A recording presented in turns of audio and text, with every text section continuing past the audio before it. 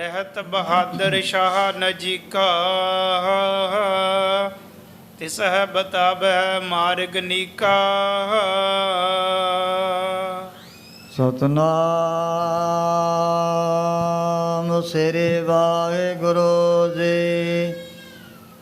गोविंद सिंह गुरु गत दायक, आन की आस नहीं मन राई। चातरक चीत मोर मोहरट, सवाद देदार कवै एहो पाई। जियो पतंग नेहो की डोर बदा, डगडोल सोलेहो मिलाई। सिंधु तासन भव की गत, मोहे में कर लियो बिचाई। एक ओंकार सतगुरु ते प्रसाद, सच होई। वाहेगुरु जी के फतेह, विघ्न विनाशन सोई। वाहेगुरु जी के फतेह, विघ्न विनाशन सोए। वाहेगुरु जी का खालसा, वाहेगुरु जी की फतेह। परम सत्कार जोग गुरु रूप खालसा साध संगत जी, जितने भी माई भाई नेमी प्रेमी दूरों नेड़े चल करके महापुरखों के पवित्र पावन अस्थान अथवा गुरु बाबा जी दे सचखंड दरबार दे विच पहुँचे हो। सतगुरां दे चरनां 'च हाज़री लवाउण वास्ते अपनी चित्त विरतियां बाहरों कागर करन दी खिचल करो। भगत वशल पतत पावन दीना बंधु तिन्ने लोगों दे मालिक सांझे रहवर निरंकारी जोत श्री गुरु गोबिंद सिंह जी महाराज की पावन कथा चल रही है। पिछले प्रकरण दे विच असीं यह विचार सरवण कीती। जिस वक्त भाई नंद लाल जी दे पिता सजू राम ने देखिया भी मेरा जेड़ा बेटा 12 साल का हो चुकिया है, जो भी इन्हां दी कुल और वंश दे अंदर कंठी पाउण दी मर्यादा चली आउंदी सी। सजू राम ने अपने बेटे नूं जिहड़ा वैष्णो धर्म ਉਹਦੇ ਵਿੱਚ प्रवेश ਕਰਨ ਦੇ ਲਈ ਜਿਹੜੀਆਂ ਨਿਸ਼ਾਨੀਆਂ ਚਿੰਨ੍ਹ ਧਰਾਉਣ ਵਾਸਤੇ ਵਿਚਾਰ ਕੀਤੀ। ਪਰ ਜਦੋਂ ਬੈਰਾਗੀ ਸਾਧੂ ਭਾਈ ਨੰਦ ਲਾਲ ਜੀ ਦੇ ਪਾਸ ਚੱਲ ਕਰਕੇ ਪਹੁੰਚਿਆ, ਕਹਿਣ ਲੱਗੇ ਵੀ ਪਹਿਲਾਂ ਮੈਨੂੰ ਇਉਂ ਦੱਸੋ, ਆ ਜਿਹੜੀ ਕਾਠ ਦੀ ਕੰਠੀ ਦਾ ਮੈਂ ਗਲ ਦੇ ਵਿੱਚ ਪਾ ਲੈਣੀ ਆ ਜ਼ਰੂਰ, ਪਰ ਇਹਦਾ ਲਾਭ, ਇਹਦਾ ਫਾਇਦਾ ਕੀ ਹੋਏਗਾ? ਸੁਣ ਕਰਕੇ ਜਿਹੜਾ ਇਹਨਾਂ ਦੀ ਕੁਲ ਦਾ ਬੈਰਾਗੀ ਸਾਧੂ ਗੁਰੂ ਬਣਿਆ ਹੋਇਆ ਸੀ, ਚੁੱਪ ਕਰ ਗਿਆ। ਕੋਈ ਵੀ ਅੱਗੋਂ ਇਸ ਨੂੰ ਗੱਲ ਨਹੀਂ ਔੜੀ ਸੀ। ਦੇ ਲਿਆ ਵੀ ਇਹ ਤਾਂ ਪਹਿਲਾਂ ਹੀ ਬੜੇ ਉੱਚ ਅਧਿਕਾਰੀ ਬਣੇ ਹੋਏ ਹਨ। ਇਹਦੇ ਗਲ ਦੇ ਵਿੱਚ ਕਾਂਠੀ ਪਾਉਣ ਦੇ ਨਾਲ ਕੋਈ ਵੀ ਵਿਸ਼ੇਸ਼ ਤੌਰ 'ਤੇ ਫਾਇਦਾ ਨਹੀਂ ਹੋਣਾ ਹੈ। ਇਹ ਸੁਣ ਕਰਕੇ ਬਚਨ ਭਾਈ ਨੰਦ ਲਾਲ ਜੀ ਦੇ ਬੈਰਾਗੀ ਸਾਧੂ ਤਾਂ ਆਪਣੇ ਘਰੋਂ ਵਾਪਸ ਚਲਿਆ ਗਿਆ। ਉਹ ਸਮੇਂ ਸੱਜੂ ਰਾਮ ਜੀ ਸੋਚਣ ਲੱਗੇ ਵੀ ਸ਼ਾਇਦ ਸਾਡੇ ਜਿਹੜੇ ਬੈਰਾਗੀ ਸਾਧੂ ਗੁਰੂ ਕੁਲ ਦੇ ਇਹ ਮਨ ਦੇ ਵਿੱਚ ਇਹ ਨਾਰਾਜ਼ ਹੋ ਗਏ, ਇਸੇ ਕਰਕੇ ਇਹਨਾਂ ਨੇ ਮੇਰੇ ਪੁੱਤਰ ਦੇ ਗਲ ਦੇ ਵਿੱਚ ਆ ਜਿਹੜੀ ਕਾਠ ਦੀ ਕੰਠੀ ਨਹੀਂ ਪਾਈ ਹੈ। ਸੱਜੂ ਰਾਮ ਜੀ ਫਿਰ ਉਸ ਬੈਰਾਗੀ ਸਾਧੂ ਦੇ ਪਾਸ ਪਹੁੰਚੇ ਵੀ ਕੀ ਗੱਲ, ਜਿਹੜੀ ਵੈਸ਼ਨੋ ਧਰਮ ਦੀ ਮਰਜ਼ਾਦਾ ਉਹਦਾ ਤੁਸੀਂ ਪੂਰੀ ਨਹੀਂ ਕੀਤੀ। ਸੁਣ ਕਰਕੇ ਬੈਰਾਗੀ ਸਾਧੂ ਕਹਿਣ ਲੱਗਿਆ ਵੀ ਇਹ ਤਾਂ ਪਹਿਲਾਂ ਹੀ ਬੜੇ ਉੱਚੇ ਜਗਿਆਸੂ ਬਣੇ ਹੋਏ ਹਨ। ਜਿਉ ਜੀ ਬਾਣੀ ਰੂਪੀ ਕੰਠੀਏ ਪ੍ਰਾਪਤ ਕਰਨਾ ਚਾਹੁੰਦੇ ਹਨ, ਸਮਾਂ ਆਏਗਾ ਜਦੋਂ ਇਹਨਾਂ ਨੂੰ ਕਾਮਲ ਮੁਰਸ਼ਦ ਦੀ ਪ੍ਰਾਪਤੀ ਹੋ ਗਈ। ਉਸ ਥਾਂ ਦੇ ਫਿਰ ਜਿਹੜੀ ਹੈ ਬਾਣੀ ਰੂਪੀ ਕੰਠੀ ਇਹਨਾਂ ਨੂੰ ਪ੍ਰਾਪਤ ਹੋ ਜਾਏਗੀ। ਸਮਾਂ ਪਾ ਕਰਕੇ ਜਦੋਂ ਭਾਈ ਨੰਦ ਲਾਲ ਜੀ ਦੇ ਮਨ ਦੇ ਅੰਦਰ ਖੁਦਾ ਨੂੰ ਮਿਲਣ ਦਾ ਬੜਾ ਸ਼ੌਂਕ ਪੈਦਾ ਹੋ ਚੁੱਕਿਆ ਸੀ, ਹਿਰਦੇ ਦੇ ਅੰਦਰ ਬੜਾ ਬੈਰਾਗ ਵੀ ਵੱਧ ਚੁੱਕੇ ਹੈ। ਭਾਈ ਨੰਦ ਲਾਲ ਜੀ ਨੇ ਮਨ ਦੇ ਵਿੱਚ ਫੁਰਨਾ ਸੰਕਲਪ ਕਾਰਨ ਧਾਰਨ ਕਰ ਲਿਆ ਵੀ ਮੈਂ ਆਪਣਾ ਗੁਰੂ ਮੁਰਸ਼ਦ ਉਹਨੂੰ ਧਾरूं ਜਿਹੜਾ ਮੇਰੇ ਹਿਰਦੇ ਦੀ ਬਿਨਾਂ ਬੁਲਾਏ ਤੋਂ ਆਪਣੇ ਆਪ ਬੁੱਝ ਲਏਗਾ। ਭਾਈ ਨੰਦ ਲਾਲ ਜੀ ਬਾਹਰ ਕਿਤੇ ਰੋਈਆਂ ਬਿਆਵਾਨਾਂ ਦੇ ਵਿੱਚ ਚੌਂਕੜਾ ਮਾਰ ਕਰਕੇ ਬੈਠ ਗਏ ਸਨ। ਕਈ ਦਿਨਾਂ ਬਾਅਦ ਸਤਿਗੁਰੂ ਜੀ ਨੇ ਫਿਰ ਮੇਵੜੇ ਗੁਰ ਸਿੱਖ ਨੂੰ ਉਸ ਥਾਂ 'ਤੇ ਭੇਜਿਆ ਜਿੱਥੇ ਭਾਈ ਨੰਦ ਲਾਲ ਜੀ ਸਤਿਗੁਰਾਂ ਦੀ ਯਾਦ ਦੇ ਵਿੱਚ ਜੁੜ ਕਰਕੇ ਬੈਠੇ ਸਨ। ਜਦੋਂ ਮੱਥਾ ਟੇਕਿਆ ਸਤਿਗੁਰੂ ਜੀ ਨੇ ਉਸੇ ਟਾਈਮ 'ਤੇ ਭਾਈ ਨੰਦ ਲਾਲ ਜੀ ਦੇ ਮਨ ਦਾ ਜਿਹੜਾ ਸੰਕਲਪ ਉਹ ਵੀ ਪੂਰਾ ਕਰ ਦਿੱਤਾ ਸੀ। ਰੋਜ਼ਾਨਾ ਹੁਣ ਭਾਈ ਨੰਦ ਲਾਲ ਜੀ ਬਹਾਦਰ ਸ਼ਾਹ ਦੇ ਪਾਸ ਜੋ ਵੀ ਹੈ ਮੇਰ ਮੁਨਸ਼ੀ ਦੀ ਨੌਕਰੀ ਕਰਿਆ ਕਰਦੇ ਸਨ। ਇਤਿਹਾਦਕ ਪ੍ਰਸੰਗ ਪਿੱਛੇ ਆਇਆ।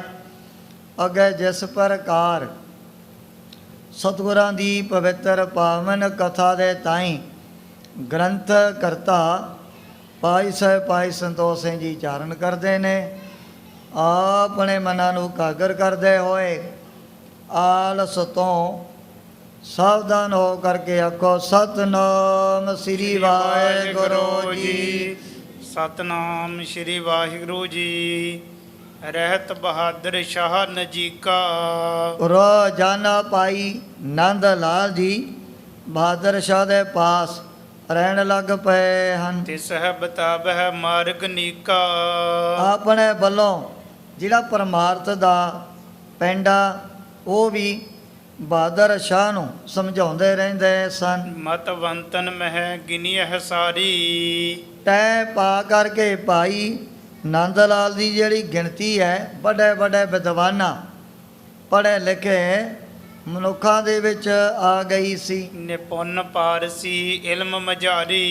ਇਹ ਤਾਂ ਹੁਣ ਪਹਿਲਾਂ ਹੀ ਅਰਬੀ ਔਰ ਫਾਰਸੀ ਦੇ ਇਲਮ ਦੇ ਵਿੱਚ ਬੜੇ ਸੰਪੂਰਨ ਹੋ ਚੁੱਕੇ ਸਨ। ਔਰੰਗ ਕੋ ਪ੍ਰਤਾਪ ਵੱਡ ਵੱਡਾ। ਹਿੰਦੁਸਤਾਨ ਦੇ ਚਾਰੇ ਪਾਸੇ ਬਾਦਸ਼ਾਹ ਔਰੰਗਜ਼ੇਬ ਦਾ ਬੜਾ ਤੇਜ ਪ੍ਰਤਾਪ ਵੀ ਵੱਧ ਚੁੱਕਿਆ ਹੈ। ਦੁਸ਼ਟ ਵਿਸਾਲ ਸ਼ਰਾ ਮਹਿ ਗਾਡਾ। ਹੁਣ ਜਿਹੜੇ ਵੱਡੇ ਵੱਡੇ ਰਿਆਸਤਾਂ ਦੇ ਮਾਲਕ ਉਹ ਵੀ ਇਹਦੇ ਦਰਬਾਰ ਦੇ ਵਿੱਚ ਆ ਕਰਕੇ ਪਹਿਰੇ ਤੇ ਖੜਨ ਲੱਗ ਪਏ ਸਨ। ਹਿੰਦੁਨ ਕੋ ਦੋਖੀ ਮਤ ਮੂਢਾ। ਬਾਦਸ਼ਾਹ ਔਰੰਗਜ਼ੇਬ ਨੇ ਤਾਂ ਆਪਣੀ ਇਸਲਾਮ ਮਤ ਦੀ ਜਿਹੜੀ ਸ਼ਰ੍ਹਾ ਇਹਨੂੰ ਵਧਾਉਣ ਦੇ ਲਈ ਬੜਾ ਬੈਰ ਹਿੰਦੂ ਲੋਕਾਂ ਦੇ ਨਾਲ ਬੰਨਿਆ ਹੋਇਆ ਸੀ। ਜਦੋਂ ਸਤਿਗੁਰੂ ਤੇਗ ਬਹਾਦਰ ਸਾਹਿਬ ਜੀ ਮਹਾਰਾਜ ਨੇ ਸਵਾ ਮਣ ਮਿਰਚਾਂ ਦੇ ਵਿੱਚੋਂ 3 ਸਾਬਤ ਕਰਕੇ ਦਿਖਾ ਦਿੱਤੀਆਂ ਸੀ। ਸਤਿਗੁਰੂ ਜੀ ਕਹਿਣ ਲੱਗੇ ਵੀ ਤੂੰ ਤਾਂ ਹੁਣ 3 ਤੋਂ 1 ਕਰਨਾ ਚਾਹੁੰਦਾ ਹੈ ਤੇ ਪਰਮਾਤਮਾ ਦੀ ਮੌਜ ਹੋਰ ਹੈ। ਉਹ ਫਿਰ 1 ਤੋਂ 3 ਪੰਥੋਂ ਨੇ ਪ੍ਰਗਟ ਕਰ ਦੇਣੇ ਹਨ। ਬਾਦਸ਼ਾਹ ਔਰੰਗਜ਼ੇਬ ਚਾਹੁੰਦਾ ਸੀ ਵੀ ਆ ਜਿਹੜੇ ਪੁਰਾਤਨ ਸਮੇਂ ਤੋਂ ਇੱਕ ਹਿੰਦੂ ਤੇ ਦੂਜਾ ਮੁਸਲਮਾਨੀ ਮਤ ਹੈ ਵੀ ਜੇ 2 ਤੋਂ 1 ਹੋ ਜਾਣ ਆ ਸਮਾਜ ਦੇ ਜਿਹੜੇ ਰੋਜ਼ ਦੇ ਝਗੜੇ, ਜਾਤਾਂ ਦੇ, ਪਾਤਾਂ ਦੇ, ਮਜ਼ਹਬਾਂ ਦੇ ਸਾਰੇ ਹੀ ਖਤਮ ਹੋ ਜਾਣੇ ਹਨ। ਜਦੋਂ ਹਿੰਦੂ ਲੋਕ ਇਸਲਾਮ ਦੇ ਝੰਡੇ ਥੱਲੇ ਆ ਗਏ, ਫਿਰ ਇਹੋ ਜਿਹੀ ਜਿਹੜੀ ਈਰਖਾ ਵਕੀਲੀ ਮਨਾਂ ਦੇ ਵਿੱਚੋਂ ਖਤਮ ਹੋ ਜਾਣੀ ਹੈ। ਸਤਿਗੁਰੂ ਜੀ ਕਹਿਣ ਲੱਗੇ ਵੀ ਇਹ ਤਾਂ ਤੇਰੇ ਮਨ ਦੀ ਮੁਰਾਦ ਕਦੇ ਪੂਰਾ ਹੀ ਨਹੀਂ ਹੋਣੀ, ਤੂੰ ਤਾਂ ਦੋ ਤੋਂ ਇੱਕ ਕਰਨਾ ਚਾਹੁੰਦਾ ਹੈ, ਪਰ ਅੱਲਾਹ ਤਾਲਾ ਭਗਵਾਨ ਦੀ ਮੌਜ ਇੱਕ ਤੋਂ ਤਿੰਨ ਕਰਨ ਦੀ ਹੈ। ਉਹ ਸਮੇਂ ਇਹ ਬਾਦਸ਼ਾਹ ਔਰੰਗਜ਼ੇਬ ਦਾ ਤੇਜ ਪ੍ਰਤਾਪ ਹਿੰਦੁਸਤਾਨ ਦੇ ਚਾਰੇ ਪਾਸੇ ਬੜਾ ਵੱਧ ਚੁੱਕਿਆ ਸੀ। ਸਭ ਸੰਤਨ ਸੋ ਬਾਦੀ ਗੂੜਾ, ਜਿਸ ਨੇ ਸਰਮਦ ਵਰਗੇ ਬ੍ਰਹਮ ਬੇਤੇ ਆਰਫ ਲੋਕਾਂ ਦਾ ਵੀ ਕੋਈ ਲਿਹਾਜ਼ ਨਹੀਂ ਸੀ ਕੀਤਾ। ਬੜੇ ਹੋਰ ਵੀ ਸਾਧੂ ਫਕੀਰੇ ਨੇ ਧਰਮ ਦੀ ਆੜ ਲੈ ਕਰਕੇ ਮਰਵਾ ਦਿੱਤੇ ਸਨ। ਤੁਰਕ ਤੇਜ ਕੀ ਜਰਾਂ ਉਖਾਰਨ, ਇਹੋ ਜਿਹਾ ਜਦੋਂ ਵੱਡੇ ਵੱਡੇ ਕੋਰ ਪਾਪ ਜ਼ੁਲਮ ਕੀਤੇ, ਬਾਦਸ਼ਾਹ ਔਰੰਗਜ਼ੇਬ ਆਪਣੇ ਰਾਜ ਭਾਗ ਦੀਆਂ ਜਿਹੜੀਆਂ ਜੜ੍ਹਾਂ ਹੀ ਉਹ ਖਾਲਣੀਆਂ ਚਾਹੁੰਦਾ ਸੀ। ਭਾਵੇਂ ਪਤਾਲ ਦੇ ਵਿੱਚ ਚਲੀਆਂ ਗਈਆਂ ਨੇ, ਪਰ ਫਿਰ ਵੀ ਇਹੋ ਜਿਹੇ ਵੱਡੇ ਵੱਡੇ ਪੱਧਰ ਜ਼ੁਲਮ ਜਦੋਂ ਕਰਨ ਲੱਗ ਪਿਆ, ਰਾਜ ਭਾਗ ਦੀਆਂ ਜਿਹੜੀਆਂ ਜੜ੍ਹਾਂ ਸਹਿਜੇ ਸਹਿਜੇ ਬੜੀਆਂ ਖੋਖਲੀਆਂ ਹੋਣ ਲੱਗ ਪਈਆਂ ਸਨ। ਰਾਜ ਪ੍ਰਤਾਪ ਵਿਨਾਸ਼ਨ ਕਾਰਨ, ਆਪਣੇ ਰਾਜ ਭਾਗ ਦਾ ਜਿਹੜਾ ਤੇਜ ਪ੍ਰਤਾਪ ਨਾਸ ਕਰਨ ਦੇ ਲਈ ਇਹਦੇ ਮਨ ਦੇ ਵਿੱਚ ਹਰ ਵਕਤ ਕੋਈ ਨਾ ਕੋਈ ਬਰਿਆਈ ਪੈਦਾ ਹੁੰਦੀ ਰਹਿੰਦੀ ਸੀ। ਜਾਂ ਤੇ ਪ੍ਰਭ ਕੀਨੋ ਸੁਲਤਾਨ, ਇਸ ਕਰਕੇ ਬਾਦਸ਼ਾਹ ਔਰੰਗਜ਼ੇਬ ਨੂੰ ਹਿੰਦੁਸਤਾਨ ਦਾ ਮਾਲਕ ਬਣਾਇਆ ਵੀ ਜਦੋਂ ਇਹਨੇ ਪਾਪ ਕਰਨੇ ਨੇ, ਆ ਇਹਨਾਂ ਦੀ ਕੁਲ ਦੇ ਵਿੱਚੋਂ ਕਈ ਪੁਸਤਾਂ ਤੋਂ ਚਲੀ ਆਉਂਦੀ ਜਿਹੜੀ ਬਾਦਸ਼ਾਹੀ ਨਾਸ ਹੋ ਜਾਣੀ ਹੈ। ਕਰਤਾ ਆਪਣੇ ਆਪ ਕੋ ਹਾਨ, ਇਹਨੇ ਤਾਂ ਆਪਣੇ ਰਾਜ ਭਾਗ ਦਾ ਵੀ ਬੜਾ ਨੁਕਸਾਨ ਕਰਵਾ ਲਿਆ ਹੈ। ਜਿਮ ਰਾਵਨ ਮਨ ਦੋਖੀ ਹੋਵਾ, ਜਿਵੇਂ ਤ੍ਰੇਤਾ ਯੁੱਗ ਦੇ ਵਿੱਚ ਰਾਵਣ ਵੀ ਰਿਸ਼ੀਆਂ ਮੁਨੀਆਂ ਸਾਧੂ ਮਹਾਤਮਾ ਨੂੰ ਇਹ ਬੜਾ ਤੰਗ ਕਰਨ ਲੱਗ ਪਿਆ ਸੀ।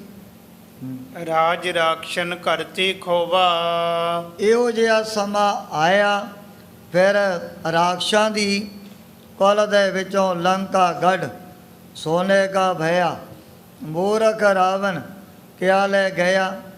ਜਿਹੜਾ ਰਾਜ ਭਾਗ ਲੰਕਾ ਦਾ ਦੈਂਤਾਂ ਦੀ ਕੁਲ ਦੇ ਵਿੱਚ ਆਇਆ ਹੋਇਆ ਸੀ, ਜਦੋਂ ਰਾਵਣ ਵਰਗਿਆਂ ਨੇ ਰਿਸ਼ੀਆਂ ਮੁਨੀਆਂ ਦੇਵਤਿਆਂ ਨੂੰ ਬੜਾ ਤੰਗ ਕੀਤਾ, ਉਹਨਾਂ ਦੀ ਕੁਲ ਦੇ ਵਿੱਚੋਂ ਵੀ ਇਹ ਫਿਰ ਰਾਜ ਭਾਗ ਖਤਮ ਹੋ ਗਏ ਸਨ। ਕਰੀ ਅਵਗਿਆ ਰਗਵਰ ਕੇਰੀ, ਤ੍ਰੇਤਾ ਯੁੱਗ ਦੇ ਅਵਤਾਰ ਭਗਵਾਨ ਰਾਮਚੰਦਰ ਜੀ ਦੀ ਜਦੋਂ ਬੜੀ ਅਵਗਿਆ ਕੀਤੀ, ਹੰਕਾਰ ਦੇ ਵਿੱਚ ਆ ਕਰਕੇ ਉਹ ਰਾਵਣ ਯੁੱਧ ਕਰਨ ਦੇ ਲਈ ਵੀ ਭਗਵਾਨ ਜੀ ਦੇ ਅੱਗੇ ਆ ਗਿਆ ਸੀ। ਸਭ ਵਿਦ ਕੀਨ ਹਾਨ ਤਿਸ ਬੇਰੀ, ਜਿਹੜਾ ਇਤਨਾ ਤੇਜ ਪ੍ਰਤਾਪੀ ਰਾਵਣ ਦੇਵਤਿਆਂ ਦੇ ਪਾਸੋਂ ਵੀ ਜਿਹਨੇ ਸੇਵਾ ਕਰਵਾ ਲਈ ਹੈ। ਕਰੀ ਅਵਗਿਆ ਤਿਮ ਸਤਿਗੁਰ ਕੀ, ਇਸੇ ਤਰ੍ਹਾਂ ਜਦੋਂ ਹੁਣ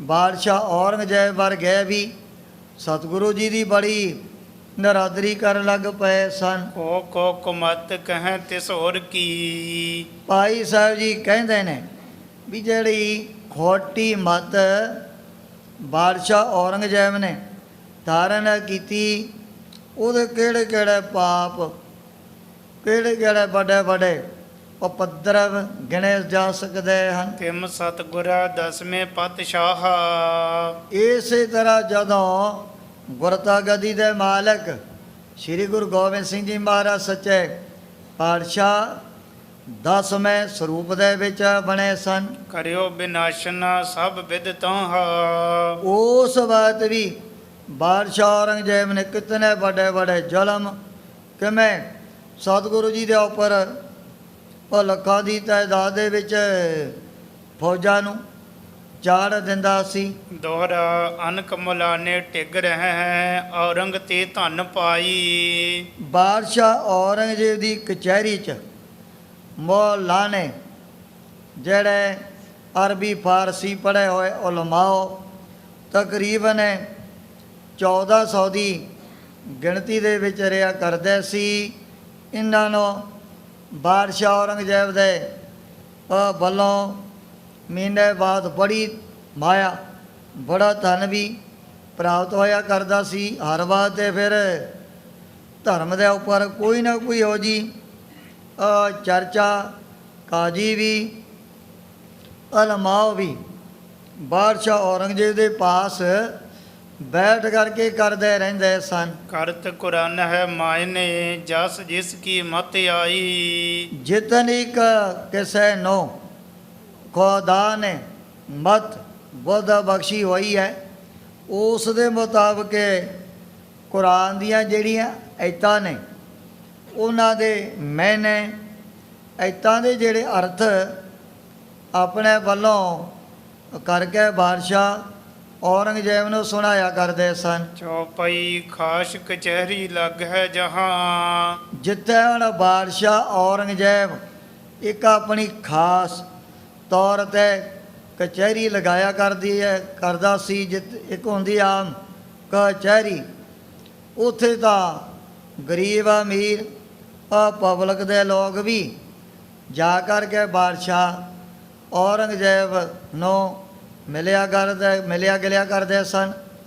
ਪਰ ਇੱਕ ਹੁੰਦੀ ਆ ਰਾਜੇ ਮਹਾਰਾਜਿਆਂ ਦੀ ਖਾਸ ਕਚਹਿਰੀ, ਅਤੇ ਉੱਥੇ ਵੱਡੇ ਵੱਡੇ ਅਮੀਰ ਵਜ਼ੀਰ ਨਵਾਬ ਜ਼ਾਬਰੇ ਦੇ ਵਿਸ਼ੇ ਤੌਰ 'ਤੇ ਮੋਹਤਵਰ ਹੋਇਆ ਕਰਦੇ ਸਨ। ਉਤੋਂ ਦਰੋਗਾ ਪ੍ਰੇਮੀ ਤਹਾਂ। ਉਸ ਥਾਂ 'ਤੇ ਇੱਕ ਦਰੋਗਾ ਖੁਦਾ ਦਾ ਪ੍ਰੇਮੀ ਇਹ ਵੀ ਬਹਾਦਰ ਸ਼ਾਹ ਦੇ ਕੋਲ ਹੀ ਰਿਹਾ ਕਰਦਾ ਸੀ। ਨੰਦ ਲਾਲ ਸੰਗ ਰਾਖਤ ਪ੍ਰੀਤ। ਇਸ ਦਾ ਜਿਹੜਾ ਪ੍ਰੇਮ ਅਚਾਨਕ ਹੀ ਭਾਈ ਨੰਦ ਲਾਲ ਜੀ ਦੇ ਨਾਲ ਵੀ ਬੜਾ ਪੈ ਚੁੱਕਿਆ ਹੈ। ਮਿਲ ਮਸਲੇ ਕੋ ਕਰਤਾ ਨੀਤ। ਜਦੋਂ ਵੀ ਕਿਤੇ ਟਾਈਮ ਮਿਲਦਾ ਇਕਾਂਤ ਦੇ ਵਿੱਚ ਇਹ ਵੀ ਬੈਠ ਕਰਕੇ ਫਿਰ ਖੁਦਾ ਦੀ ਜਿਹੜੀ ਬੰਦਗੀ ਹੈ ਅੱਲਾਹ ਤਾਲਾ ਦੀ ਇਬਾਦਤ ਦੇ ਪ੍ਰਥਾ ਬੜੀਆਂ ਇਹੋ ਜਿਹੀਆਂ ਆਪਣੀਆਂ ਆਤਮਕ ਤੌਰ 'ਤੇ ਡੂੰਘੀਆਂ ਵਿਚਾਰਾਂ ਕਰਿਆ ਕਰਦੇ ਸਨ। ਸ਼ੌਂਕ ਖੁਦਾਈ ਮਿਲ ਕੋ ਧਰੈ। ਇਸ ਦਰੋਗੇ ਦੇ ਦਿਲ ਦੇ ਅੰਦਰ ਵੀ ਉਸ ਖੁਦਾ ਨੂੰ ਮਿਲਣ ਵਾਸਤੇ ਬੜਾ ਇਹੋ ਜਿਹਾ ਸ਼ੌਂਕ ਪੈਦਾ ਹੋ ਚੁੱਕਿਆ ਸੀ। ਤਿਸ ਦਿਸ਼ ਕੀ ਬਾਤੈਂ ਬਹੁ ਕਰੈ। ਭਾਵੇਂ ਹੈ ਦਰੋਗਾ ਬਾਦਸ਼ਾਹ ਦੇ ਕੋਲ ਰਹਿਣ ਵਾਲਾ, ਪਰ ਫਿਰ ਵੀ ਹਿਰਦੇ ਦੇ ਅੰਦਰ ਇਹੋ ਜਿਹੇ ਇਹਦੇ ਬੜੀਆਂ ਜਿਹੜੀਆਂ ਸ੍ਰੇਸ਼ਟ ਵਿਚਾਰਾਂ ਪਰ ਚੁੱਕੀਆਂ ਸਨ। ਇਹਨੂੰ ਵੀ ਪੀਰਾਂ ਫਕੀਰਾਂ ਦੀ ਸੋਬਤ ਦੁਆਰਾ ਕੁਦਰਤੀ ਹੋ ਜੀ ਔਰ ਲਗਨ ਅੱਲਾਹ ਤਾਲਾ ਨੂੰ ਪ੍ਰਾਪਤ ਕਰਨ ਦੀ ਪੈਦਾ ਹੋ ਗਈ ਹੈ। ਬੋਝਤ ਨੰਦ ਲਾਲ ਕੀ ਸੰਗਾ। ਕਈ ਦਫਾ ਇਹ ਦਰੋਗਾ ਭਾਈ ਨੰਦ ਲਾਲ ਜੀ ਨੂੰ ਵੀ ਇਹੋ ਜਿਹੇ ਪਰਮਾਰਥਕ ਦੇ ਜਿਹੜੇ ਪ੍ਰਵਚਨ ਪੁੱਛਣ ਲੱਗ ਜਾਂਦਾ ਸੀ। ਇਹ ਪੱਖ ਹੈ ਜਸ ਗੁਰੂ ਤੰਗਾ। ਪਰ ਭਾਈ ਨੰਦ ਲਾਲ ਜੀ ਦਸ਼ਮੇਸ਼ ਪਿਤਾ ਦੀ ਬੜੀ ਵਡਿਆਈ ਬੜੀ ਸੋਭਾ ਆਪਣੇ ਵੱਲੋਂ ਇਸ ਦਰੋਗੇ ਦੇ ਪਾਸ ਕਰਿਆ ਕਰਦੇ ਸਨ। ਏਕ ਮਾਇਨਾ ਅਰਿਓ ਨਾ ਹੋਈ। ਇੱਕ ਦਫਾ ਜਿਹੜੀਆਂ ਐਤਾਂ ਨੇ ਉਸ ਦਾ ਕੋਈ ਇਹੋ ਜਿਹਾ ਬੜਾ ਔਖਾ ਮਹੀਨਾ ਬਾਦਸ਼ਾਹ ਔਰੰਗਜ਼ੇਬ ਦੀ ਕਚਹਿਰੀ ਦੇ ਵਿੱਚ ਆੜ ਚੁੱਕਿਆ ਸੀ। ਜਿਹੜੇ ਮੌਲਾਨੇ ਔਰ ਉਲਮਾਓ ਰਹਿਣ ਵਾਲੇ ਸੀ ਦੇ ਕੋਲ ਹਰ ਵਕਤ ਕੋਈ ਵੀ ਅਜੇ ਤੱਕ ਕੁਰਾਨ ਦੀ ਜਿਹੜੀ ਐਤ ਉਸ ਦੇ ਮਹੀਨੇ ਬਾਦਸ਼ਾਹ ਔਰੰਗਜ਼ੇਬ ਦੇ ਪਾਸ ਨਹੀਂ ਦੱਸ ਸਕਿਆ ਸੀ। ਨੌਰੰਗ ਬੂਝਤ ਸਭ ਕੋ ਸੋਈ। ਜਿਹੜਾ ਵੀ ਚਾਹੇ ਕੋਈ ਮੌਲਾਨਾ ਹੈ, ਚਾਹੇ ਉਲਮਾ ਹੈ, ਰੋਜ਼ਾਨ ਆਈ ਬਾਦਸ਼ਾਹ ਔਰੰਗਜ਼ੇਬ ਉਸ ਕੁਰਾਨ ਦੀ ਜਿਹੜੀ ਐਤ ਹੈ ਉਹਦੇ ਮੈਨੇ ਆਪ ਕਚਹਿਰੀ ਦੇ ਵਿੱਚ ਪੁੱਛਿਆ ਕਰਦਾ ਸੀ। ਜਿਤਕ ਮੁਲਾਨੇ ਸਮਤ ਕਹਾਵੇ। ਹੁਣ ਜਿਹੜੇ ਉਲਮਾ ਵੀ ਮੁਲਾਣੇ ਵੀ ਆਪਣੇ ਆਪ ਨੂੰ ਬੜੇ ਸ੍ਰੇਸ਼ਟ ਮਤ ਵਾਲੇ ਕਹਾਉਣ ਵਾਲੇ ਸਨ। ਸਭਨ ਕੋ ਸੋ ਸੁਨੈ ਬੁਲਾਵੇ। ਸਾਰਿਆਂ ਨੂੰ ਕਚਹਿਰੀ ਦੇ ਵਿੱਚ ਬੁਲਾ ਕਰਕੇ ਨਾ ਬਾਦਸ਼ਾਹ ਔਰੰਗਜ਼ੇਬ ਉਸ ਕੁਰਾਨ ਦੀ ਐਤ ਦੇ ਮੈਨੇ ਆਪ ਸੁਣਿਆ ਕਰਦਾ ਸੀ। ਨਹੀਂ ਤਸੱਲਾ ਕਿਸਤੇ ਹੋਈ। ਪਰ ਅਜੇ ਤੱਕ ਬਾਦਸ਼ਾਹ ਔਰੰਗਜ਼ੇਬ ਦੀ ਕੋਈ ਵੀ ਇਹਨਾਂ ਦੇ ਵਿੱਚੋਂ ਚਾਹੇ ਉਲਮਾ ਹੈ ਚਾਹੇ ਮੌਲਾਨਾ ਤਸੱਲੀ ਨਹੀਂ ਕਰਵਾ ਸਕਿਆ ਸੀ।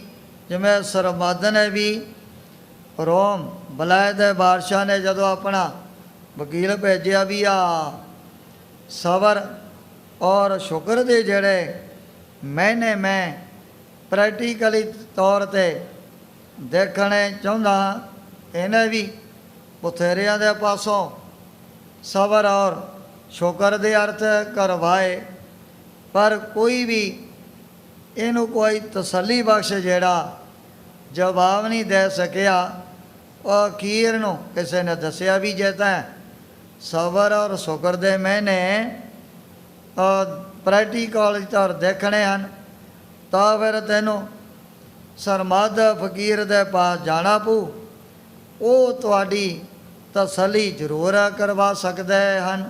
ਮਤ ਅਨੁਸਾਰ ਕਹਿ ਸਭ ਕੋਈ। ਹੁਣ ਜਦੋਂ ਇਹੋ ਜਿਹਾ ਐਤ ਦਾ ਅਰਥ ਅੜਿਆ, ਕੋਈ ਵੀ ਅਜੇ ਤੱਕ ਬਾਦਸ਼ਾਹ ਔਰੰਗਜ਼ੇਬ ਦੀ ਤਸੱਲੀ ਨਹੀਂ ਕਰਵਾ ਸਕਿਆ। ਬਥੇਰੀਆਂ ਉਦਾਹਰਣਾਂ ਬੜੇ ਪ੍ਰਮਾਣ ਮੌਲਾਨਿਆਂ ਨੇ ਔਰ ਜਿਹੜੇ ਅਰਬੀ ਫਾਰਸੀ ਪੜ੍ਹੇ ਹੋਏ ਉਲਮਾ ਉਹਨਾਂ ਨੇ ਵੀ ਬਾਦਸ਼ਾਹ ਔਰੰਗਜ਼ੇਬ ਦੇ ਸਾਹਮਣੇ ਜ਼ਰੂਰ ਰੱਖੇ ਸਨ। ਫਿਕਰਵੰਦ ਨੌਰੰਗ ਬਹੁ ਰਹਿ। ਪਰ ਇਹ ਦੇ ਕਰਕੇ ਬਾਦਸ਼ਾਹ ਔਰੰਗਜ਼ੇਬ ਦੇ ਮਨ ਦੇ ਵਿੱਚ ਵੀ ਬੜਾ ਫਿਕਰ ਪੈਦਾ ਹੋ ਗਿਆ ਸੀ। ਕਰੇ ਮਾਇਨਾ ਸਭ ਸੋ ਕਹਿ। ਰੋਜ਼ ਦੀ ਰੋਜ਼ ਉਸ ਐਤ ਦੇ ਮਹੀਨੇ ਕਰਵਾ ਕਰਕੇ ਆਪਣੇ ਮਨ ਦੀ ਜਿਹੜੀ ਤਸੱਲੀ ਕਰਵਾਉਣੀ ਚਾਹੁੰਦਾ ਸੀ। ਅਨਕ ਇਲਮ ਕੀ ਆਲਮ ਜਾਵੇ। ਹੋਰ ਵੀ ਬੜੇ ਪੜ੍ਹੇ ਲਿਖੇ ਵਿਦਵਾਨ ਜਿਹੜੇ ਵਿਦਿਆ ਦੇ ਇਲਮ ਦੇ ਵਿੱਚ ਬੜੇ ਕਾਮਲ ਹੋ ਚੁੱਕੇ ਸਨ, ਉਹਨਾਂ ਨੇ ਵੀ ਜਾ ਕਰਕੇ ਆਪੋ ਆਪਣੀ ਮਤ ਦੇ ਮੁਤਾਬਕ ਬਾਦਸ਼ਾਹ ਨੂੰ ਅਰਥ ਕਰਕੇ ਸੁਣਾਏ ਸਨ। ਕਰਹਿ ਵਿਚਾਰਨ ਭਾਖ ਸੁਣਾਵੇ। ਜਦੋਂ ਵੀ ਕੋਈ ਮੌਲਾਨਾ ਸਿਆਣਾ ਵਿਦਵਾਨ ਜਾ ਕਰਕੇ ਬਾਦਸ਼ਾਹ ਔਰੰਗਜ਼ੇਬ ਨੂੰ ਉਸ ਐਤ ਦੇ ਅਰਥ ਸੁਣਾਇਆ ਕਰਦਾ ਸੀ। ਤਉ ਨ ਕਿਸਤੇ ਆਇਓ ਸੋਈ। ਪਰ ਬਾਦਸ਼ਾਹ ਔਰੰਗਜ਼ੇਬ ਦੇ ਮਨ ਦੀ ਜਿਹੜੀ ਤਸੱਲੀ ਕਿਸੇ ਦੇ ਪਾਸੋਂ ਨਹੀਂ ਹੋਈ ਹੈ। ਕਰ ਬੁੱਧ ਹਾਰ ਰਹੇ ਸਭ ਕੋਈ। ਸਾਰੇ ਹੁਣ ਆਪੋ ਆਪਣੀ ਬੁੱਧੀ ਦਾ ਜਿਹੜਾ ਜ਼ੋਰ ਲਗਾ ਕਰਕੇ ਥੱਕ ਗਏ ਹਨ। ਗਇਓ ਪਦਰ ਟਿਗ ਇੱਕ ਦਿਨ ਮਾਹੂ। ਇੱਕ ਦਿਨ ਜਦੋਂ ਬਹਾਦਰ ਸ਼ਾਹ ਕੁਦਰਤੀ ਤੌਰ 'ਤੇ ਵੀ ਆਪਣੇ ਪਿਤਾ ਦੀ ਕਚਹਿਰੀ ਦੇ ਵਿੱਚ ਚਲਿਆ ਗਿਆ ਸੀ। ਬੈਠਿਓ ਜਾਏ ਬਹਾਦਰ ਸ਼ਾਹੂ।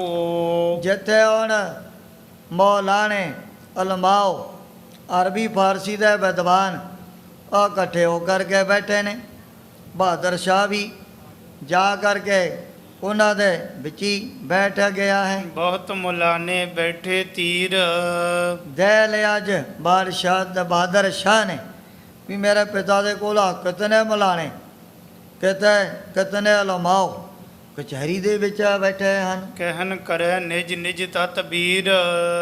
ਹੁਣ ਆਪੋ ਆਪਣੀਆਂ ਜਿਹੜੀਆਂ ਵਿਚਾਰਾਂ ਜੋ ਵੀ ਸੁਣਾਉਂਦਾ ਸੀ, ਉਹ ਸਮੇਂ ਬਾਦਸ਼ਾਹ ਔਰੰਗਜ਼ੇਬ ਉਹਨਾਂ ਦੀਆਂ ਵਿਚਾਰਾਂ ਨੂੰ ਬੜੀ ਗੌਰ ਤਤਵੀਰ ਬੜੇ ਧਿਆਨ ਦੇ ਨਾਲ ਆਪ ਸੁਣ ਰਿਹਾ ਹੈ। ਕਿਸ ਕੋ ਕਹਿਓ ਨਾ ਖਾਤਰ ਲਿਆਵੇ, ਪਰ ਕੋਈ ਵੀ ਅਜੇ ਤੱਕ ਬਾਦਸ਼ਾਹ ਔਰੰਗਜ਼ੇਬ ਦੀ ਆਪਣੇ ਵੱਲੋਂ ਚੰਗੀ ਤਰ੍ਹਾਂ ਇਹ ਤਸੱਲੀ ਨਹੀਂ ਕਰਵਾ ਸਕਿਆ। ਪ੍ਰਮਾਣ ਉਦਾਹਰਣਾਂ ਇਹਨਾਂ ਨੇ ਹੋਰ ਬਥੇਰੇ ਧਾਰਮਿਕ ਗ੍ਰੰਥਾਂ ਦੀਆਂ, ਰਿਸ਼ੀਆਂ ਮੁਨੀਆਂ ਦੀਆਂ ਗਥਾਵਾਂ ਵੀ ਇਹਨੂੰ ਸੁਣਾ ਦਿੱਤੀਆਂ ਹਨ। ਨਹੀਂ ਮਾਇਨਾ ਇਹੋ ਬਨ ਆਵੇ, ਪਰ ਸੁਣਨ ਅਨੁਸਾਰ ਬਾਦਸ਼ਾਹ ਔਰੰਗਜ਼ੇਬ ਸਿਰ ਹਿਲਾ ਦਿੰਦਾ ਵੀ ਇਹ ਤੁਹਾਡਾ ਜਿਹੜਾ ਮਹੀਨਾ ਮੈਨੂੰ ਠੀਕ ਨਹੀਂ ਲੱਗਦਾ ਹੈ।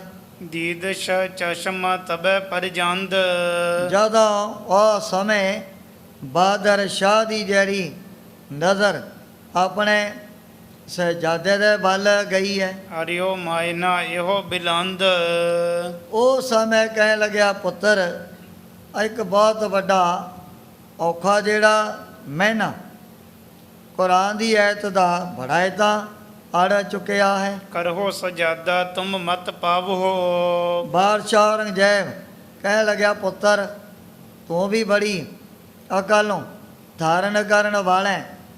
ਅੱਜ ਤੇਰੀ ਮਤ ਦਾ ਵੀ ਪਤਾ ਲੱਗ ਜਾਊ ਵੀ ਕਿਤਨੀ ਕੁ ਤੂੰ ਬੁੱਧੀ ਦਾ ਮਾਲਕ ਹੈ। ਕਰ ਸਾਬਤ ਮਕਸੂਦ ਸੁਨਾਵੋ, ਕਹਿਣ ਲੱਗਿਆ ਵੀ ਆ ਜਿਹੜੀ ਕੁਰਾਨ ਦੀ ਐਤ ਹੈ ਇਹਦੇ ਮੈਨੇ ਤੈਂ ਸਾਰਿਆਂ ਦੇ ਸਾਹਮਣੇ ਕਰਕੇ ਦੱਸਣੇ ਹਨ। ਇਲਮ ਅਕਲ ਮਹਿ ਵੱਡੀ ਕਹਾਵੋ, ਤੋਂ ਵੀ ਵਿਦਿਆ ਦੇ ਇਲਮ ਦੇ ਵਿੱਚ ਔਰ ਅਕਲ ਦੇ ਵਿੱਚ ਆਪਣੇ ਆਪ ਨੂੰ ਬਹੁਤ ਸਿਆਣਾ ਕਹਾਉਂਦਾ ਹੈ। ਕਬ ਜਾਨੋ ਮੈਂ ਇਸੇ ਬਤਾਵੋ, ਬਾਦਸ਼ਾਹ ਔਰੰਗਜ਼ੇਬ ਕਹਿਣ ਲੱਗਿਆ ਵੀ ਜੇ ਤਾਂ ਤੈਂ ਸਹੀ ਮੈਨੇ ਇਸ ਕੁਰਾਨ ਦੀ ਆਇਤ ਦੇ ਕਰਕੇ ਦੱਸ ਦਿੱਤੇ ਤਾਂ ਫਿਰ ਮੈਂ ਸਮਝ ਲਵਾਂਗਾ ਤਾਂ ਬਹੁਤ ਵੱਡੀ ਜਿਹੜੀ ਅਕਲ ਧਾਰਨ ਕੀਤੀ ਹੋਈ ਹੈ। ਸੁਨਤ ਫਿਕਰ ਸਹਜਾਦੀ ਕੀਆ, ਹੁਣ ਸੁਣਨ ਅਨੁਸਾਰ ਕੁਰਾਨ ਦੀ ਆਇਤ ਇਹਦੇ ਮਨ ਦੇ ਵਿੱਚ ਵੀ ਬੜਾ ਫਿਕਰ ਪੈਦਾ ਹੋ ਗਿਆ ਸੀ। ਅਕਲ ਵਿਖੇ ਕੁਛ ਸਮਝ ਨਾ ਲਿਆ, ਪਹਿਲਾਂ ਤਾਂ ਇਹਨੇ ਬੈਠ ਕਰਕੇ ਕਚਹਿਰੀ 'ਚ ਜਿਹੜੀ ਉਹ ਕੁਰਾਨ ਦੀ ਆਇਤ ਹੈ ਕੰਨਾਂ ਦੇ ਨਾਲ ਸੁਣੀ, ਪਰ ਬਾਦਰ ਸ਼ਾਹ ਨੂੰ ਮੈਨੇ ਦਾ ਕੋਈ ਵੀ ਪਤਾ ਨਹੀਂ ਲੱਗਿਆ ਸੀ। ਪਦਰ ਅਗਾਰੀ ਅਰਜ ਗੁਜਾਰੀ, ਉਸ ਵਕਤ ਬਾਦਰ ਸ਼ਾਹ ਵੀ ਆਪਣੇ ਪਿਤਾ ਦੇ ਅੱਗੇ ਦੋਵੇਂ ਹੱਥ ਜੋੜ ਕਰਕੇ ਅਰਜ ਕਰਨ ਲੱਗ ਪਿਆ ਹੈ। ਆਈ ਛਪਹਿਰੀ ਕਰੋ ਉਚਾਰੀ, ਪਿਤਾ ਜੀ ਵੀ ਹੁਣ ਤਾਂ ਮੈਨੂੰ ਇਸ ਦੇ ਅਰਥਾਂ ਦਾ ਮੈਨੇ ਦਾ ਕੋਈ ਪਤਾ ਨਹੀਂ ਲੱਗਦਾ, ਜੇ ਆਪਦੀ ਆਗਿਆ ਹੋਵੇ ਫਿਰ ਮੈਂ ਤੀਸਰੇ ਪੈਰ ਇਸ ਐਤ ਦੇ ਜਿਹੜੇ ਮੈਨੇ ਅਰਥ ਤੁਹਾਨੂੰ ਕਰਕੇ ਸੁਣਾ ਸਕਦਾ ਹਾਂ। ਆਇਓ ਸਦਨ ਬਹਾਦਰ ਸ਼ਾਹੂ, ਹੁਣ ਇਤਨੇ ਕ ਟਾਈਮ ਦਾ ਫਾਇਦਾ ਕਰਕੇ ਬਹਾਦਰ ਸ਼ਾਹ ਜਦੋਂ ਆਪਣੇ ਰਿਹਾਇਸ਼ੀ ਸਥਾਨ 'ਤੇ ਵਾਪਸ ਮੁੜ ਆਇਆ ਸੀ, ਨੰਦ ਲਾਲ ਬੈਠਿਓ ਤਬ ਪਾਹੋ, ਉਸ ਵਕਤ ਭਾਈ ਨੰਦ ਲਾਲ ਜੀ ਵੀ ਬਹਾਦਰ ਸ਼ਾਹ ਦੇ ਪਾਸ ਆ ਕਰਕੇ ਬੈਠ ਗਏ ਹਨ। ਰਿਦਾ ਫਿਕਰ ਮਹਿ ਬਹੁ ਗਲਤਾਨੀ, ਭਾਈ ਨੰਦ ਲਾਲ ਜੀ ਨੇ ਦੇਖ ਲਿਆ ਵੀ ਅੱਜ ਸਾਹਿਬਜ਼ਾਦਾ ਬਹੁਤ ਉਦਾਸ ਹੋ ਕਰਕੇ ਬੈਠਾ ਹੈ, ਪਤਾ ਨਹੀਂ ਕੀ ਗੱਲ ਹੋ ਗਈ। ਜੋ ਫਿਰ ਇਹਦੇ ਪਿਤਾ ਨੇ ਕਿਤੇ ਧਾਰਨ ਨਾ ਕਰ ਦਿੱਤੀ ਹੋਵੇ, ਅੱਗੇ ਤਾਂ ਮੇਰੇ ਨਾਲ ਖੁਸ਼ ਹੋ ਕਰਕੇ ਬੋਲਿਆ ਕਰਦਾ ਸੀ, ਅੱਜ ਤਾਂ ਇਹਨੇ ਆਪਣੀ ਧੌਣ ਨੀਵੀਂ ਕੀਤੀ ਹੋਈ ਹੈ, ਨਾ ਕੋਈ ਅਜੇ ਮੇਰੇ ਨਾਲ ਗੱਲਬਾਤ ਕਰਨ ਲੱਗੇ ਹੈ। ਦੇ ਲਿਆ ਭਾਈ ਨੰਦ ਲਾਲ ਜੀ ਨੇ ਵੀ ਦੇ ਮਨ ਦੇ ਵਿੱਚ ਕੋਈ ਛੋਰਾ ਕੋਈ ਨਾ ਕੋਈ ਚਿੰਤਾ ਜ਼ਰੂਰ ਪੈਦਾ ਹੋਈ ਹੈ। ਪਿੱਖ ਤਿੰਨ ਚੱਖ ਸੋ ਸੁਣਤ ਨਾ ਕਾਨੀ, ਦੇਖਿਆ ਵੀ ਇਹ ਤਾਂ ਵਿਚਾਰਾ ਨੀਵੇਂ ਪਾ ਕਰਕੇ ਧਰਤੀ ਦੇ ਵੱਲ ਹੀ ਦੇਖੀ ਜਾਂਦਾ ਹੈ। ਮੁਕਤੀ ਕਹਿ ਨਾ ਕਿਹ ਸੰਗ ਬਾਤੀ, ਅਜੇ ਤੱਕ ਕੋਈ ਵੀ ਮੇਰੇ ਨਾਲ ਗੱਲਬਾਤ ਨਹੀਂ ਕੀਤੀ ਹੈ। ਅੰਗ ਅਡੋਲ ਦੀਖ ਇਸ ਭਾਂਤੀ, ਭਾਈ ਨੰਦ ਲਾਲ ਜੀ ਨੇ ਦੇਖ ਲਿਆ ਵੀ ਉਹ ਡੋਲ ਇਹ ਤਾਂ ਹੁਣ ਵਾਰ-ਵਾਰ ਉਹ ਧਰਤੀ ਦੇ ਵੱਲ ਹੀ ਤੱਕੀ ਜਾਂਦਾ ਹੈ। ਨੰਦ ਲਾਲ ਬੁੱਧਵੰਤ ਭਰੇਖਾ, ਉਹਦਾ ਭਾਈ ਨੰਦ ਲਾਲ ਜੀ ਬੜੇ ਤੇਜ ਦਿਮਾਗ, ਤੇਜ ਬੁੱਧੀ ਨੂੰ ਧਾਰਨ ਕਰਨ ਵਾਲੇ ਸੀ। ਔਰ ਸਾਰ ਪਰਖ ਕਰ ਲਈ ਵੀ ਇਹ ਤਾਂ ਬੜਾ ਦੁਖੀ ਹੈ, ਕੋਈ ਨਾ ਕੋਈ ਇਹਦੇ ਮਨ ਦੇ ਅੰਦਰ ਇਹੋ ਜੀ ਚਿੰਤਾ ਪੈਦਾ ਹੋ ਗਈ। ਇਹਦਾ ਜਿਹੜਾ ਮਨ ਕੋਈ ਵੀ ਮੇਰੇ ਨਾਲ ਗੱਲਬਾਤ ਕਰਨ ਨੂੰ ਨਹੀਂ ਮੰਨਦਾ ਹੈ, ਉਸੇ ਤਰ੍ਹਾਂ ਚੁੱਪ ਕਰਿਆ ਧਰਤੀ ਦੇ ਵੱਲ ਹੀ ਦੇਖੀ ਜਾਂਦਾ ਹੈ। ਇਸਕੇ ਔਰ ਕੋ ਫਿਕਰ ਵਿਸ਼ੇਖਾ, ਭਾਈ ਨੰਦ ਲਾਲ ਜੀ ਨੇ ਭਾਪ ਲਿਆ ਵੀ ਕੋਈ ਨਾ ਕੋਈ ਕਾਰਨ ਜ਼ਰੂਰ ਹੈ, ਕੋਈ ਨਾ ਕੋਈ ਇਹੋ ਜਿਹੀ ਗੱਲ ਇਹਦੇ ਨਾਲ ਜ਼ਰੂਰ ਵਾਪਰੀ ਹੋਵੇਗੀ ਜਿਹੜਾ ਨਾ ਬੋਲਦਾ ਨਾ ਚੱਲਦਾ ਹੈ। ਇਹ ਤਾਂ ਉਸੇ ਤਰ੍ਹਾਂ ਗੁੰਗਿਆਂ ਦੇ ਸਮਾਨ ਬਣ ਕਰ ਕੇ ਬੈਠ ਗਿਆ ਹੈ। ਭੋਜਨ ਕੀਨਸ ਕਸ ਮਨ ਚਿੰਤਾ, ਭਾਈ ਨੰਦ ਲਾਲ ਜੀ ਫਿਰ ਬਹਾਦਰ ਸ਼ਾਹ ਨੂੰ ਪੁੱਛਣ ਲੱਗੇ ਵੀ ਕੀ ਗੱਲ ਹੋ ਗਈ, ਅੱਜ ਤੂੰ ਮੇਰੇ ਨਾਲ ਕੋਈ ਗੱਲਬਾਤ ਨਹੀਂ ਕੀਤੀ, ਬੜਾ ਉਦਾਸ ਹੋ ਕਰਕੇ ਬੈਠਾ ਹੈ। ਕੋ ਕਾਰਜ ਬਿਗੜਿਓ ਹਿਤਵੰਤਾ, ਕਿਹੜਾ ਕੋਈ ਹੋ ਜਿਹਾ ਤੇਰਾ ਬਹੁਤ ਵੱਡਾ ਕਾਰਜ ਵਿਗੜ ਚੁੱਕਿਆ ਹੈ। ਕਹਾਂ ਪਦਰ ਨੇ ਤੁਮਹਿ ਸੁਨਾਇਓ ਹੋ, ਕਿਹੜੀ ਆ ਜੀ ਦੁਖਦਾਈ ਗੱਲ ਤੇਰੇ ਪਿਤਾ ਬਾਦਸ਼ਾਹ ਔਰੰਗਜ਼ੇਬ ਨੇ ਕਚਹਿਰੀ ਦੇ ਵਿੱਚ ਕਹਿ ਦਿੱਤੀ ਹੈ। ਕਾਰਜ ਕਠਨ ਕਹਾਂ ਪੁਰਮਾਇਓ, ਕਿਤਾ ਤੈਨੂੰ ਕੋਈ ਹੋ ਜਿਹਾ ਬੜਾ ਕਠਨ ਔਖਾ ਕੰਮ ਕਰਨ ਵਾਸਤੇ ਤਾਂ ਨਹੀਂ ਕਹਿ ਦਿੱਤਾ ਹੈ। ਜੋ ਤੁਝ ਤੇ ਹੋਏ ਆਵਤ ਨਾਹੀ, ਜਿਹੜਾ ਕਾਰਜ ਤੇਥੋਂ ਪੂਰਾ ਤਾਂ ਨਹੀਂ ਹੋ ਸਕਦਾ। ਤੇਰੇ ਪਿਤਾ ਬਾਦਸ਼ਾਹ ਔਰੰਗਜ਼ੇਬ ਨੇ ਮਜਬੂਰ ਹੋ ਕਰਕੇ ਤੈਨੂੰ ਆਗਿਆ ਕਰ ਦਿੱਤੀ ਹੈ। ਬੈਠਿਓ ਮਹਾ ਫਿਕਰ ਕੀ ਮਾਹੀ, ਭਾਈ ਨੰਦ ਲਾਲ ਜੀ ਕਹਿ ਲੱਗੇ ਵੀ ਪਹਿਲਾਂ ਤਾਂ ਮੈਂ ਤੈਨੂੰ ਕਦੇ ਵੀ ਇਤਨਾ ਉਦਾਸ, ਇਤਨਾ ਉਪਰਾਮ ਕਦੇ ਵੀ ਆਪਣੇ ਜੀਵਨ ਦੇ ਵਿੱਚ ਨਹੀਂ ਦੇਖਿਆ ਸੀ। ਹੁਣ ਸਾਰ ਆਪਾਂ ਕਿਵੇਂ ਬੜੀਆਂ ਖੁੱਲੀਆਂ ਡੁੱਲੀਆਂ ਇੱਕ ਦੂਜੇ ਦੇ ਨਾਲ ਗੱਲਾਂ ਬਾਤਾਂ ਕਰਿਆ ਕਰਦੇ ਆ। ਨੰਦ ਲਾਲ ਦਾਨਸ਼ਵੰਦ ਮਹਾ, ਹੁਣ ਭਾਈ ਨੰਦ ਲਾਲ ਜੀ ਬੜੇ ਸਿਆਣੇ, ਬੜੀ ਸ੍ਰੇਸ਼ਟ ਮਤ ਨੂੰ ਧਾਰਨ ਕਰਨ ਵਾਲੇ ਹਨ। ਲਖਤ ਸਜਾਦੀ ਸੋ ਤਬ ਕਹਾ, ਜਦੋਂ ਬਹਾਦਰ ਸ਼ਾਹ ਦੀ ਹੋ ਜੀ ਬੜੀ ਉਦਾਸ ਵਾਲੀ ਹਾਲਤ ਦੇਖ ਲਈ ਸੀ। ਸੁਨੋ ਮੀਰ ਮੁਨਸ਼ੀ ਮੈਂ ਗਇਓ, ਉਹ ਸਮੇਂ ਬਹਾਦਰ ਸ਼ਾਹ ਕਹਿਣ ਲੱਗਿਆ, ਐ ਮੀਰ ਮੁਨਸ਼ੀ ਮੈਂ ਤੈਨੂੰ ਕੀ ਦੱਸਾਂ ਵੀ ਅੱਜ ਜਦੋਂ ਮੈਂ ਕਚਹਿਰੀ 'ਚ ਆਪਣੇ ਪਿਤਾ ਦੇ ਪਾਸ ਚਲਿਆ ਗਿਆ ਸੀ, ਪਦਰ ਹਜੂਰ ਬੈਠ ਤੋ ਭਇਓ, ਜਾ ਕਰਕੇ ਮੈਂ ਆਪਣੇ ਪਿਤਾ ਦੇ ਪਾਸ ਜਦੋਂ ਬੈਠ ਗਿਆ ਸੀ, ਹੋਰ ਵੀ ਉੱਥੇ ਬਥੇਰੇ ਦਰਜਾ ਬਦਰਜਾ ਅਮੀਰ ਵਜ਼ੀਰ ਵੱਡੇ ਵੱਡੇ ਨਵਾਬ ਵੀ ਬੈਠੇ ਸਨ। ਨਹੀਂ ਮਾਇਨਾ ਕਿਸ ਤੇ ਆਇਓ, ਇੱਕ ਐਤ ਦਾ ਜਿਹੜਾ ਮਹੀਨਾ ਕਈ ਦਿਨਾਂ ਤੋਂ ਅੜਿਆ ਪਿਆ ਵੀ ਉਸ ਐਤ ਦੇ ਅਰਥ ਅਜੇ ਤੱਕ ਨਾ ਕੋਈ ਉਲਮਾਓ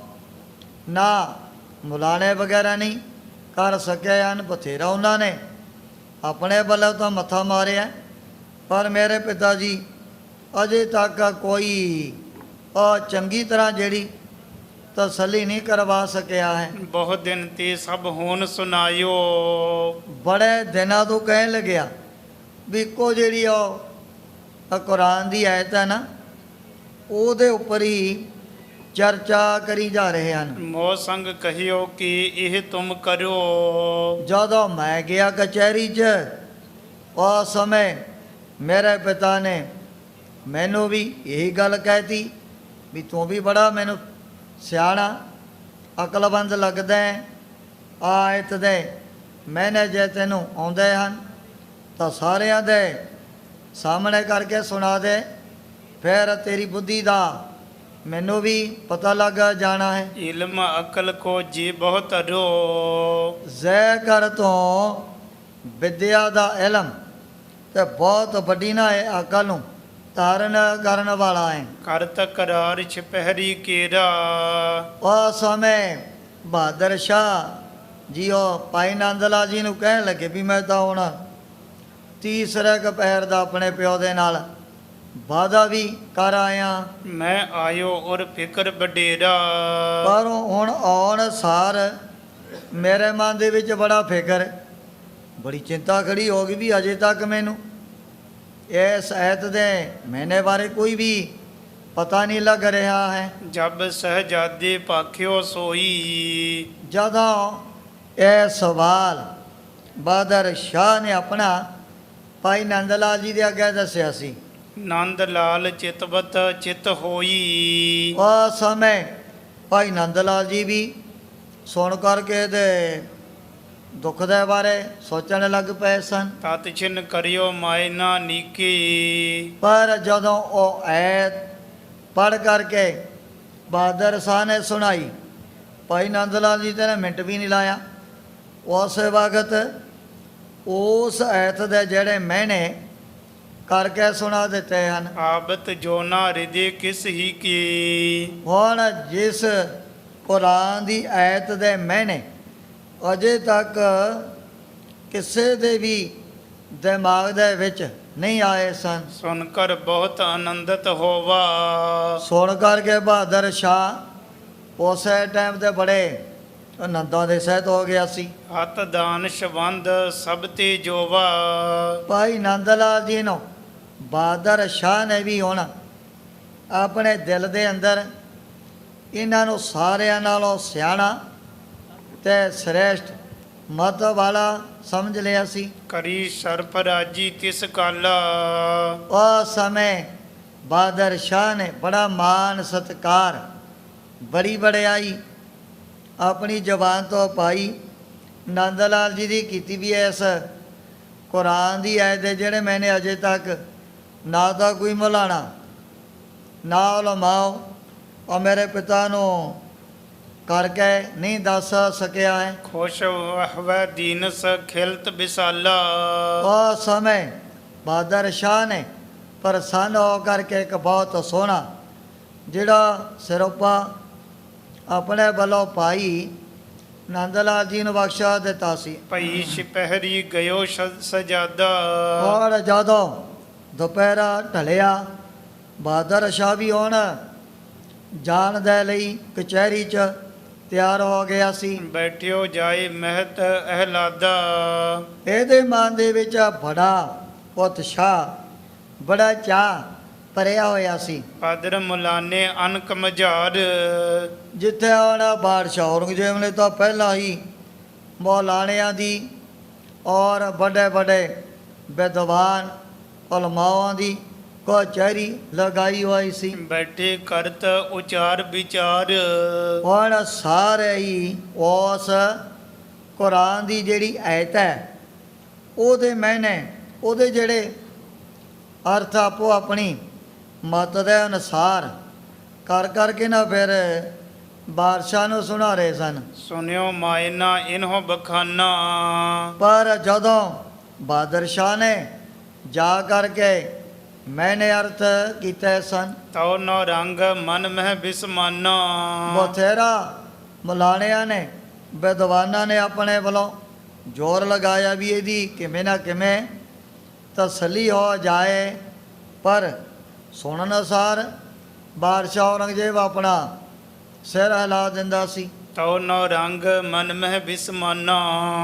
ਜਦੋਂ ਆਪਣੇ ਸਹਿਜਾਦੇ ਦੇ ਪਾਸੋਂ ਐਤ ਦੇ ਜਿਹੜੇ ਸਹੀ ਮਾਇਨੇ, ਸਹੀ ਅਰਥ ਸੁਣੇ, ਇਹ ਵੀ ਮਨ ਦੇ ਵਿੱਚ ਬੜਾ ਦੰਗ ਰਹਿ ਗਿਆ ਸੀ। ਇਸ ਮਹਿ ਅਕਲ ਨਾ ਏਤੀ ਹੈ। ਬਾਦਸ਼ਾਹ ਔਰੰਗਜ਼ੇਬ ਨੇ ਦੇਖ ਲਿਆ ਵੀ ਇਤਨੀ ਅਕਲ, ਇਤਨਾ ਦਿਮਾਗ ਤਾਂ ਨਹੀਂ ਦਾ ਕੰਮ ਕਰਦਾ। ਪਹਿਲੇ ਦਿਨ ਵੀ ਮੈਂ ਪੁੱਛਿਆ, ਉਸ ਸਮੇਂ ਨੂੰ ਵਿਚਾਰੇ ਨੂੰ ਕੋਈ ਗੱਲੇ ਨਹੀਂ ਆਈ। ਕਚਹਿਰੀ ਭਰੀ ਕਚਹਿਰੀ ਦੇ ਵਿੱਚ ਚੁੱਪ ਕਰ ਗਿਆ ਸੀ। ਜਥਾ ਬਨਾਈ ਬਦਨਤੀ ਕਹਿ। ਵੀ ਜਿਸ ਪ੍ਰਕਾਰ ਹੁਣ ਮੇਰੇ ਸਾਹਮਣੇ ਜਿਉ ਜੇ ਮੈਨੇ ਜਿਉ ਜੇ ਮੈਂ ਅਰਥ ਇਸ ਐਤ ਦੇ ਕੰਨਾਂ ਦੇ ਨਾਲ ਸੁਣਨੇ ਚਾਹੁੰਦਾ ਸੀ, ਉਸੇ ਤਰ੍ਹਾਂ ਦੇ ਅਰਥ ਨੇ ਹੋਣਾ।